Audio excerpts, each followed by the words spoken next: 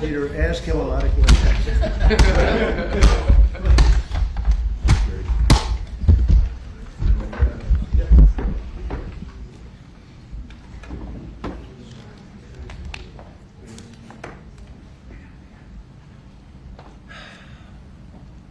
You all set? So it's an honor to have you back. A friend of mine, Kid Rock, sometimes referred to as Bob. I know him as Bob, but he's been a good friend for a long time, many years, and he's been after something that is for the good of a lot of people, including in particular the public, and having to do with ticket sales and scalping and all of the gouging that you have been reading about. That's gotten worse and worse with time. And I didn't know too much about it, but I checked it out, and it is a big problem. And I thought, I think you've been trying to get this done for 20 years or something. He said Trump got it done in 2 weeks. But we came up with a very serious EO, and I'm going to sign it now, and maybe I'll ask you, Will, to explain a little bit about it, please. Of course, sir. So this is an executive order, as you said, that deals with the ticket reselling business. For fans of live entertainment and for entertainers as well, the ticket reselling industry has become a huge issue. These people use bots and computer algorithms to buy up huge blocks of tickets and then jack up the price so that fans of live entertainers like Mr. Ritchie, I almost called him Mr. Rock, don't have access to concerts the way that they should. And when they do, it's at exorbitantly high prices. So what this executive order does, it charges the FTC and the Department of Justice with rigorously enforcing laws on the books in collaboration with state attorneys general that have power over consumer protection and other people who have the power to really crack down on this issue so that entertainers and fans won't be subject to these abusive and oftentimes illegal practices. Good. Thank you very much. Bob, you want to say something? Yeah, anybody who's, it doesn't matter your politics. First off, thank you, Mr. President, because this has happened at lightning speed. I know you put, I want to make sure Alina Haba gets her credit too, because I know she worked very hard on this, but thank you for making this happen so quick. Anyone who's bought a concert ticket in the last decade, maybe 20 years, no matter what your politics are, knows that it's a conundrum. You buy a ticket for $100, by the time you check out, it's $170. You don't know what you're getting charged for, but more importantly, these bots. You know, they come in to get all the good tickets to your favorite shows you want to go to, and then they're relisted immediately for sometimes a 400% or 500% markup. And the artists don't see any of that money. And, you know, ultimately, I think this is a great first step.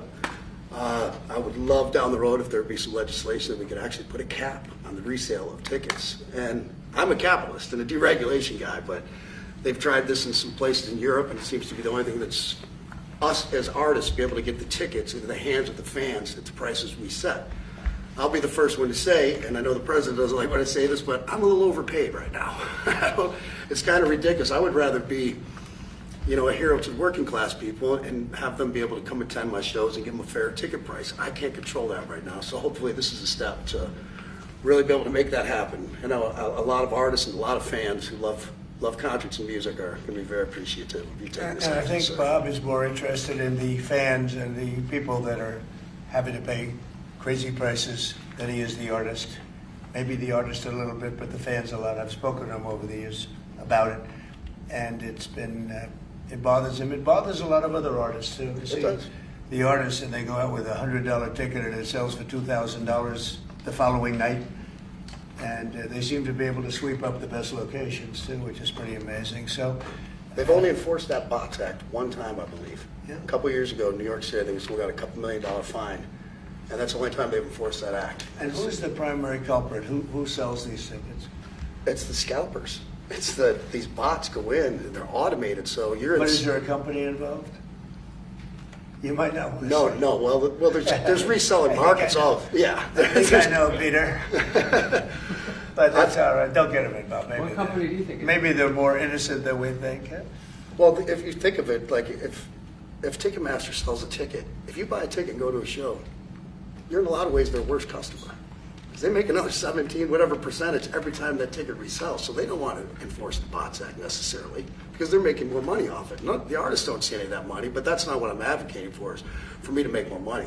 I want the fans to have fair ticket prices, be able to go and enjoy more shows. I know people that they decide on a family vacation or going to their favorite concert once a year rather than, my parents used to go see multiple shows when you could afford them back in their day. And I'd like to take my ticket prices lower, but if I set my ticket prices low, these bots immediately eat them up and they resell for hundreds of dollars more, and I'm just making these bad actors rich. Well, I think this is a big step to getting it stopped. Do you have something, Brad? Yeah, I do actually. I actually feel that the consumer is going to take the money that they've saved and actually buy merch, which you guys have a big percentage of, or do concessions, which you guys split with the venue on that as well. So I think their money We don't goes share for it. concessions a lot. No? No, those are, we try to, but they don't want to share it in the beer prices and parking or any of that stuff. But the bottom line is there's money for everyone to be made. There's plenty of money to go around. No one's going to really lose here.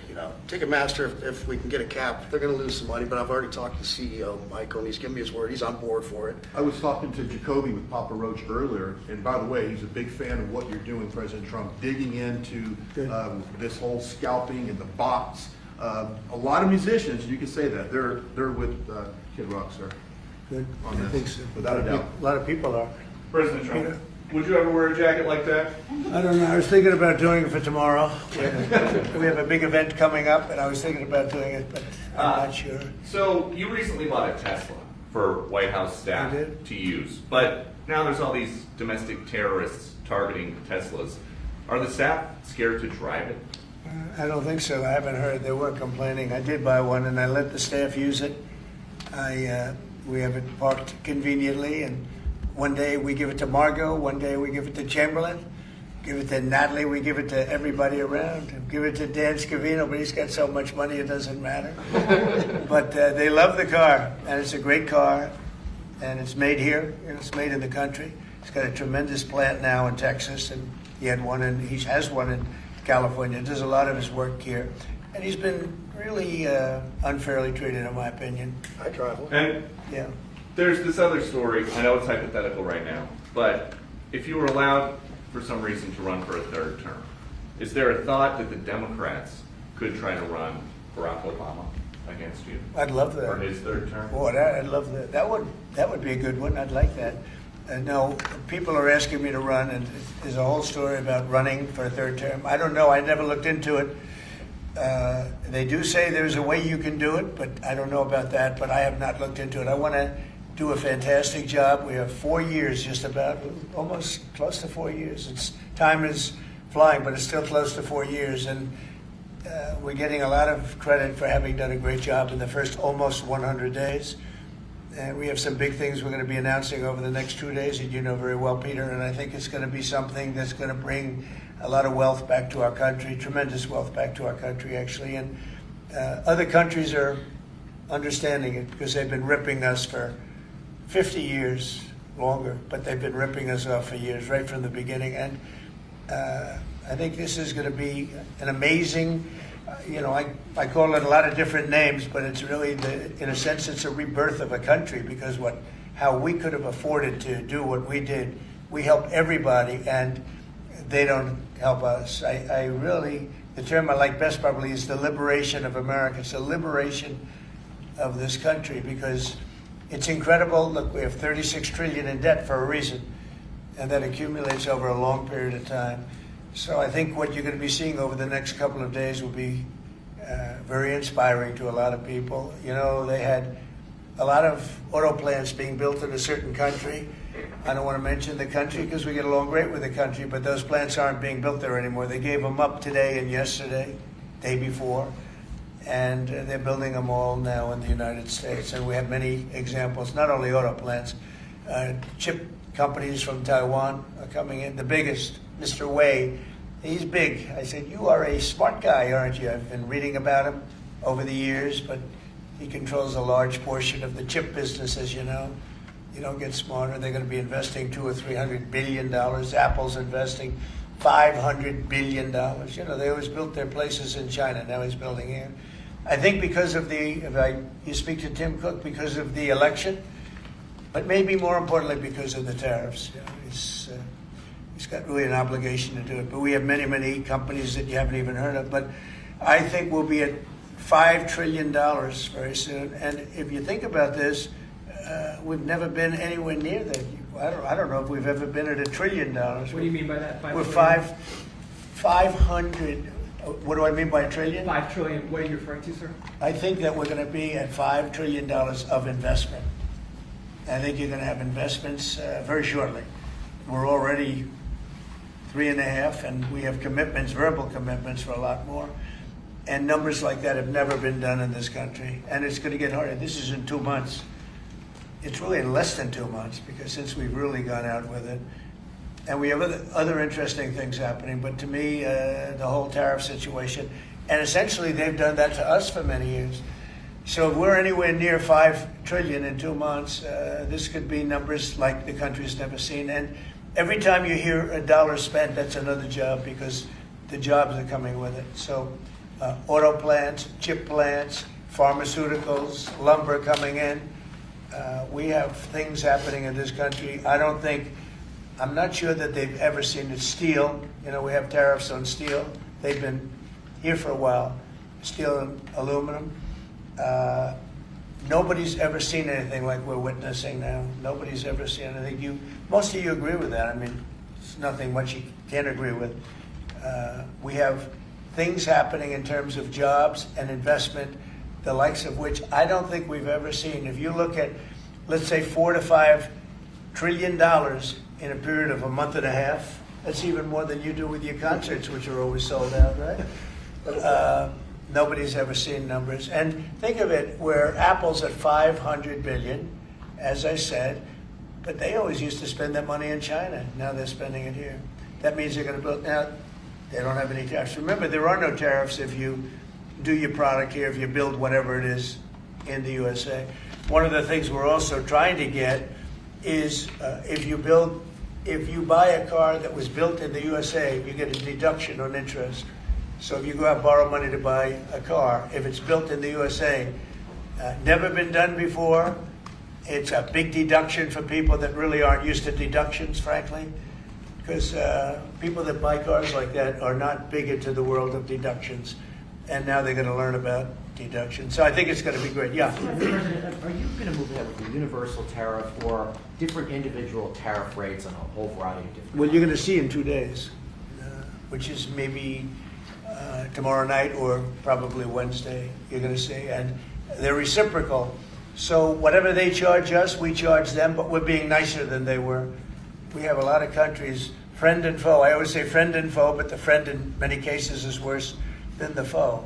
They took advantage of us. And we are going to be very nice by comparison to what they were. The numbers will be lower than what they've been charging us, and in some cases maybe substantially lower, but we sort of have a world obligation perhaps. But we're going to be very nice. Relatively speaking, we're going to be very kind. Mr. President, you met with the chairman. Somebody said that about me the other day. He said, who doesn't know me very well, they said, "You're such a kind person." And I said, "Say that again." They said, "You're a kind person." I said, "I've never heard that before." It was a weird statement. I was kind. Who said that? I've heard of words. I don't know. I better not tell you. I've been called a lot of things, but it's sort of a different kind of a word. It's like an old-fashioned word, isn't it? Mr. President, you met with the chairman of Stellantis today. Did Yes. he ask you for a pause on the auto tariffs? No. What was that meeting about? Just about some of the problems they have with the environmental, which we're going to clean up.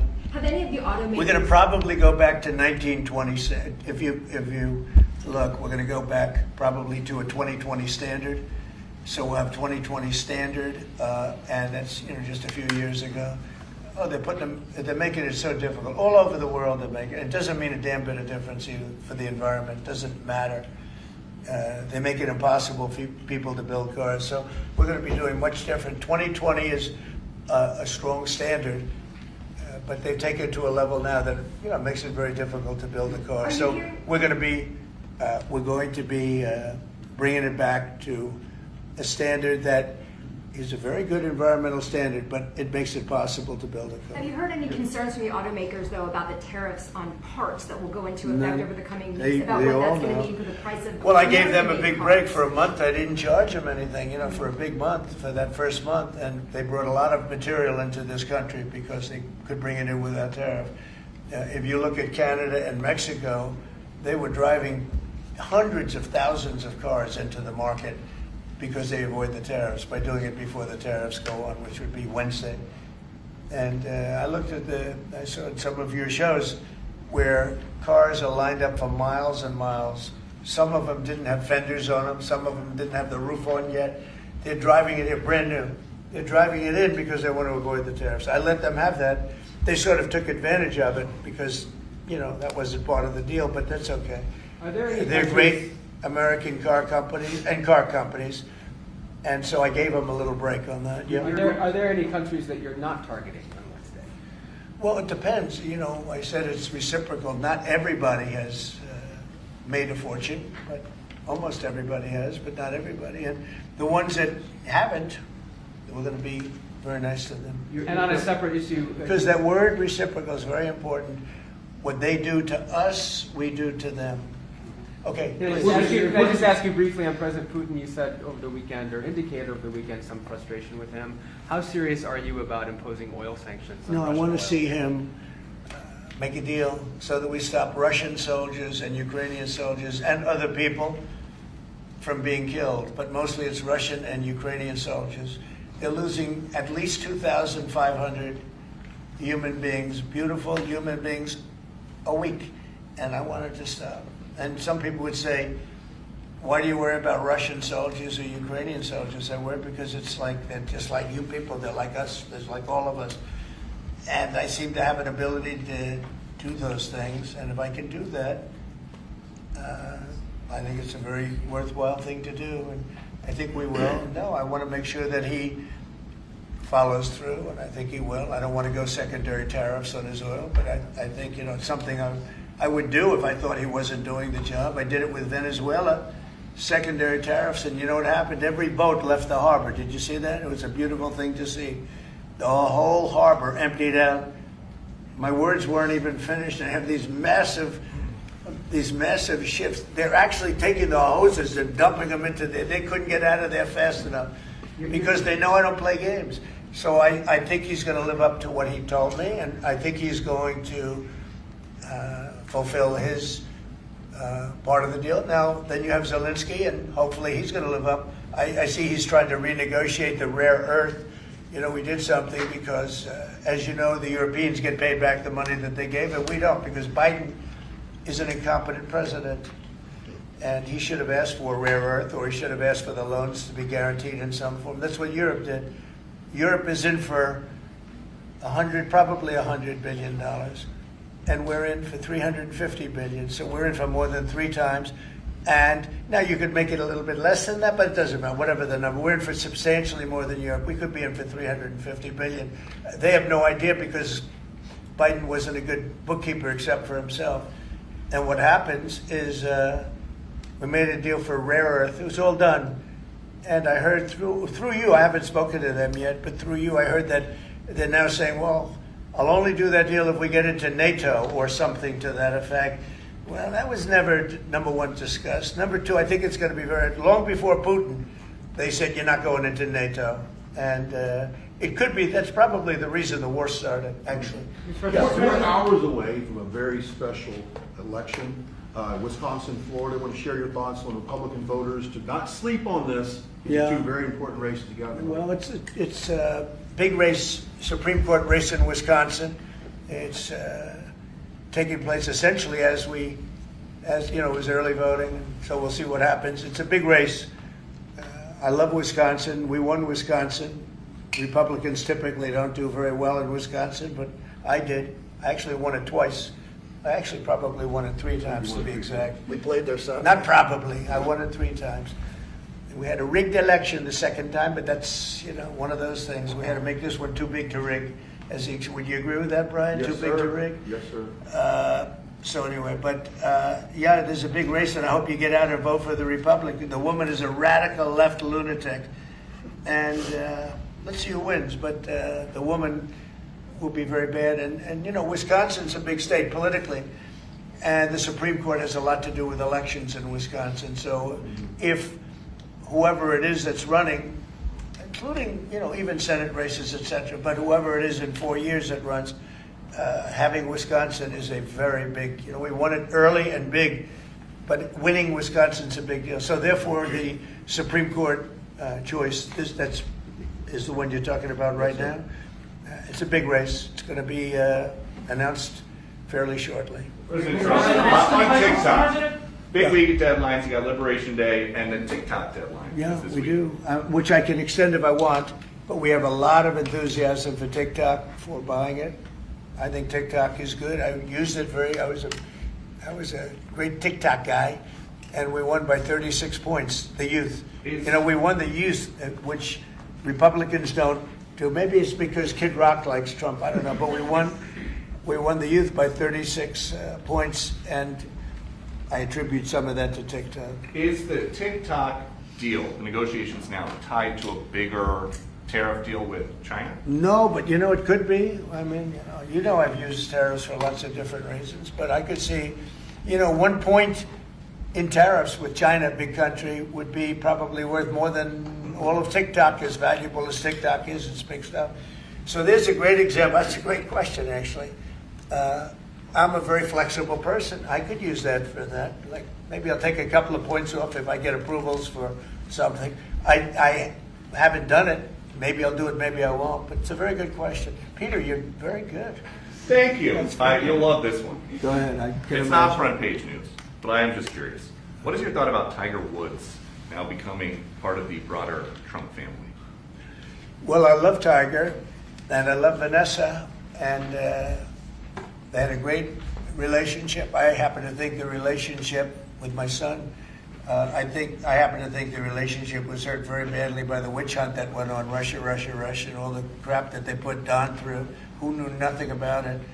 But Vanessa and Don had a very good relationship. They have incredible children, 5 incredible children, all good athletes, all great students. They're like great, and they broke up, you know, quite a while ago, and which was to me very sad because I think they're both great, Don and Vanessa. And Tiger actually called me a few months ago, and you have a very special, very good relationship with Tiger. I played golf with him a couple of times over the last month, and he's a fantastic guy and a fantastic athlete. And he told me about it, and I said, Tiger, that's good.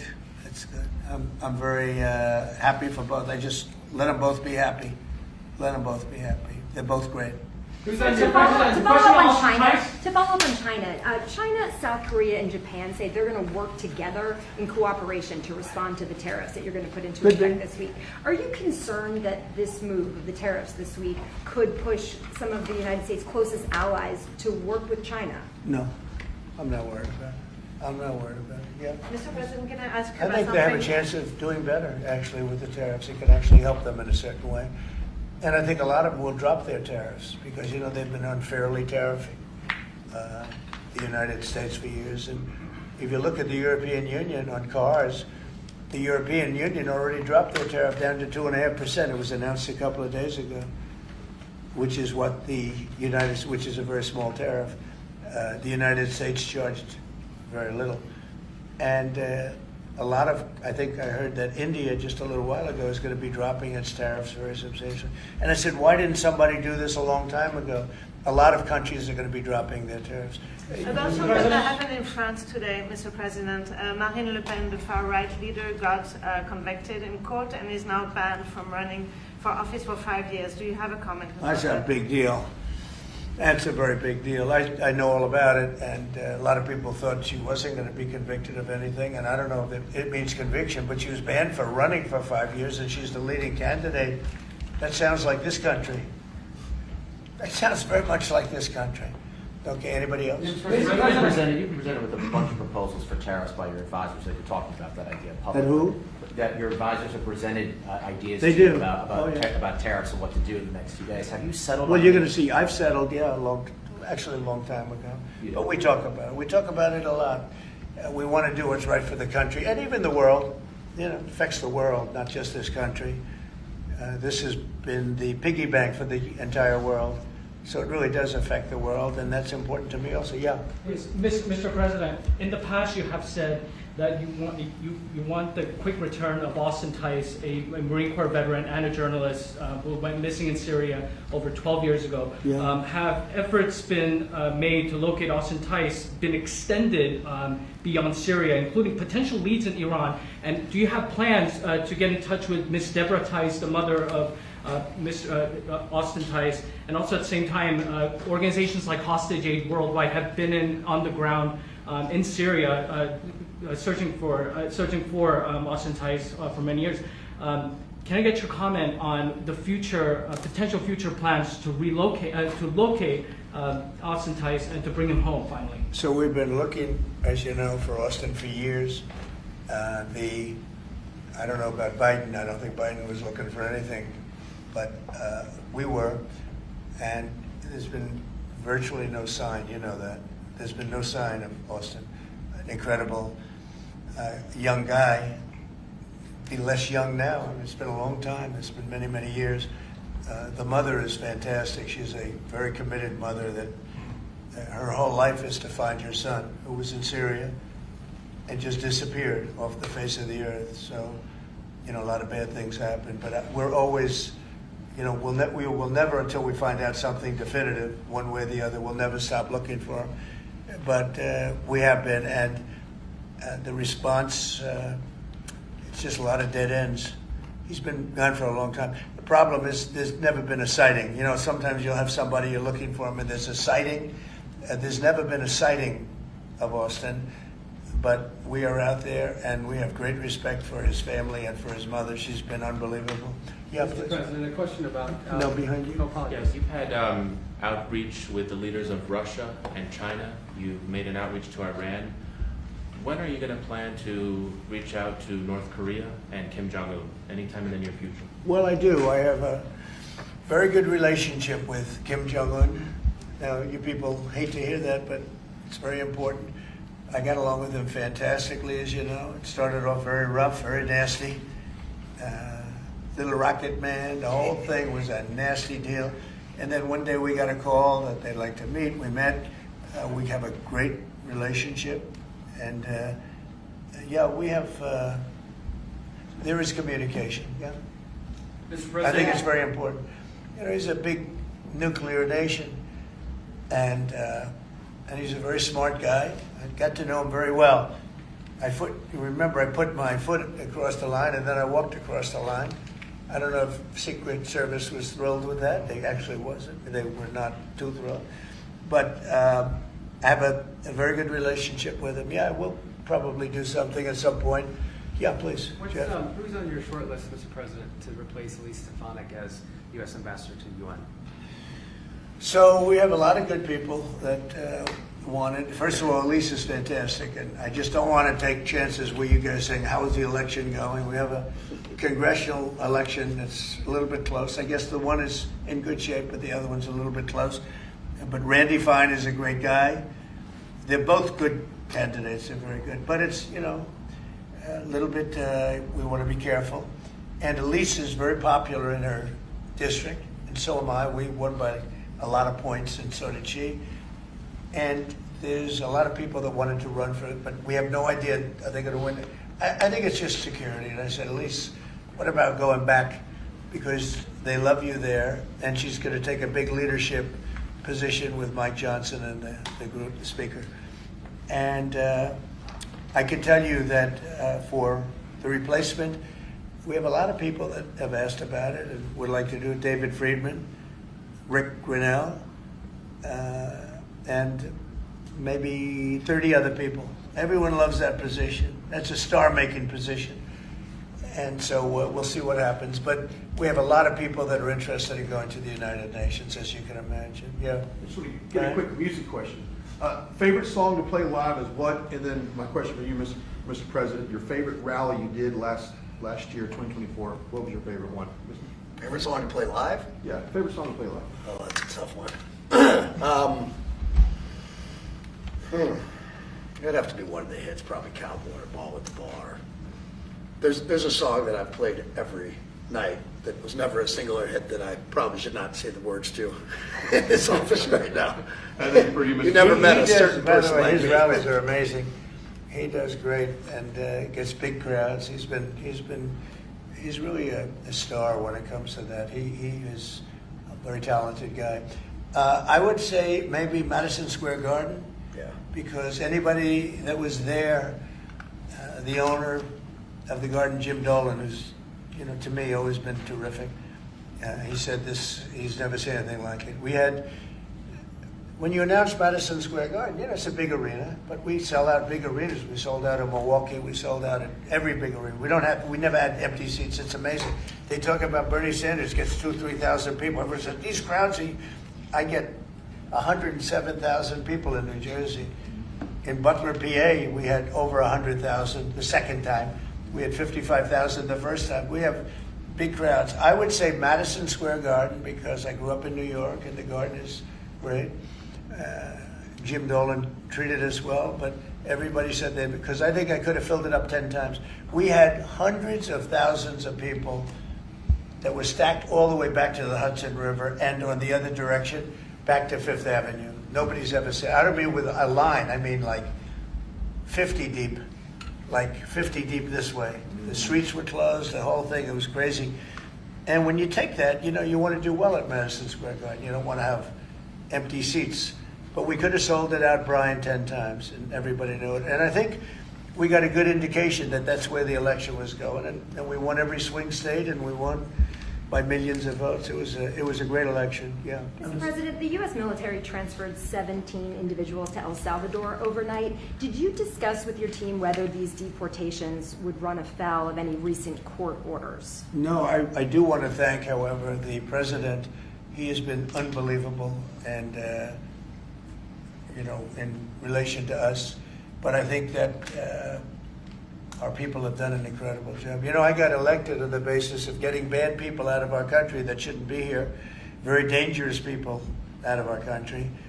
And that's what I did. And then you have a judge that wants to take over. And I can't imagine it can be allowed. If it was up to him, they'd all be put back in our country. These are killers. These are drug lords. These are really bad people. But I want to thank the president of El Salvador because he's done an amazing job. You saw it. Yeah. Elon Musk's special government tenure is coming to an end, 130 days, I think another month. Yeah.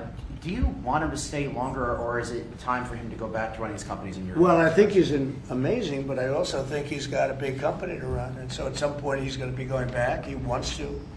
Did you want to keep him around? But, I'd keep him as long as I could keep him. He's a very talented guy. I love very smart people. And he's very smart. And he's done a good job.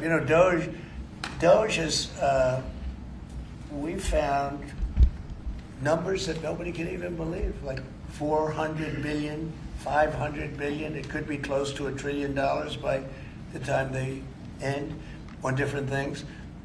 And he's led the charge. And you've seen a lot of his people. And these are people that joined up.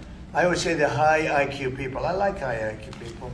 And they've done a great job. No, at some point, Elon's going to want to go back to his company. I will say he's got, despite the way he's been treated, so he's an American patriot, but the way he's been treated with Tesla is just terrible. It's just terrible. Once he goes In fact, back- you have a Tesla, and you love it.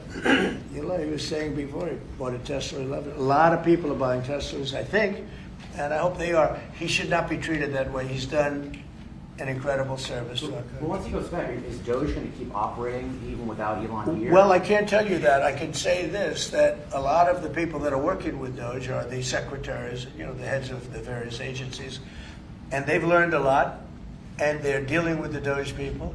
I think some of them may try and keep the Doge people with them, but, at a certain point, I think it will end. But they have also gotten a big education, and they're doing a really good job. There'll be a point at which the secretaries will be able to do this work and do it very, as we say, with the scalpel.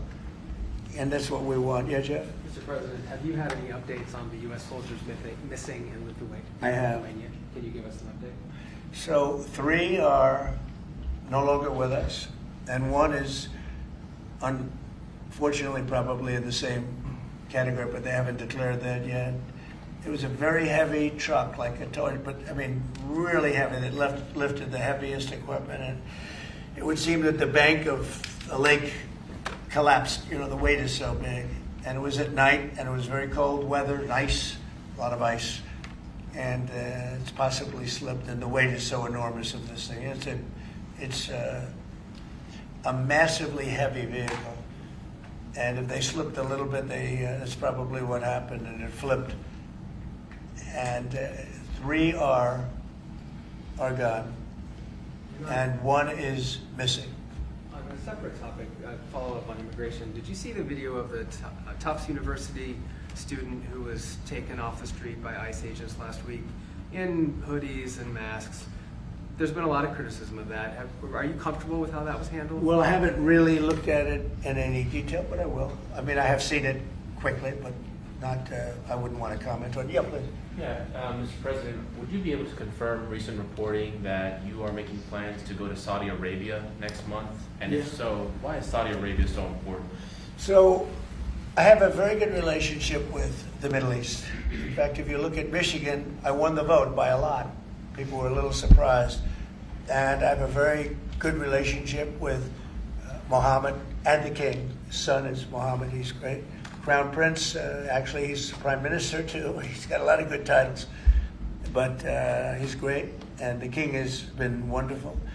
And if you remember, last time I went to Saudi Arabia, I put him first on the list because they agreed to buy $450 billion worth of American goods, military and otherwise. And they did, and it was an unbelievable day. It was in this gorgeous ballroom, and companies were there from many, probably 100 companies, and they were given anywhere from $40 or $50 million to less, and more, actually. Okay, some of them were given numbers that were just many times that amount. I think we had a couple of $20 billion deals, and big stuff. And it's a very rich country because of oil, and we are a very rich country ultimately when we straighten it out because of oil. Oil is always good. And I agreed to do it again, and they've agreed to spend close to $1 trillion of money in our American companies, which to me means jobs. So they're going to spend hundreds of billions of dollars giving them to American companies that are going to be making equipment for Saudi Arabia and other places in the Middle East. And for that, I think it's worth it. I did it last time, $450 billion, and the press was there. It was one of the most unique days I've ever seen, where companies would get up and you're getting $20 billion. They named the company. The chairmen were all there, every chairman and top person in the company. You remember that, Peter? I don't know if you were there. You might be too young for that. I was on the Democratic campaign trail. Oh, that was boring. This was a much better deal. But it was amazing, actually. It was an amazing day. We sold and we partook in $450 billion worth of investment into American companies. And they announced the company, the amount of money, $1 billion, $5 billion, $25 billion. And the chairman of the company, many of whom, you know, well-known figures, prestigious figures, great business leaders, they went up, they shook the hand of somebody, and they would sit down, and we just had a big investment made. So it was a record. Nobody ever beat it before. $450 billion worth of jobs. I view it as jobs more than anything else. And now we're close to $1 trillion, so it's more than double the number that we did when I first came to office. And this trip takes place next month. It could be next month, maybe a little bit later, yeah. And we're going to Qatar also. And also we're going to possibly a couple of other countries. UAE is very important. It's a great leader in UAE. And I had his brother here the other night, if you saw that. We had a wonderful guy, a wonderful family. So we'll probably stop at UAE and Qatar, and as I used to call it, Qatar. Nobody's ever told me right or wrong. I always like to say Qatar, but it's Qatar. They like to say Qatar. And Saudi Arabia, the 3 of them, and then we'll go other places also. But in the Middle East, those seem to be the 3. And again, tremendous amounts of jobs will be created that in those 2 or 3 days. Thank you very much, everybody. Thank you. Thank you, press. Headed out that door right there. Oh, Thanks, guys. President Thanks, Trump, guys. you get to Wrap it up. sign Thanks, the guys. You deal? guys wrap it up. Wait. Well, that was good. Okay, ready, everybody? You better do well with this. He's gonna do it, make sure everything is nice and clean, right, for your Make industry. America funny Because you're again. not in a clean industry. Hold that up. Okay? Thank you, everybody. Thank you, press. Thank you, press.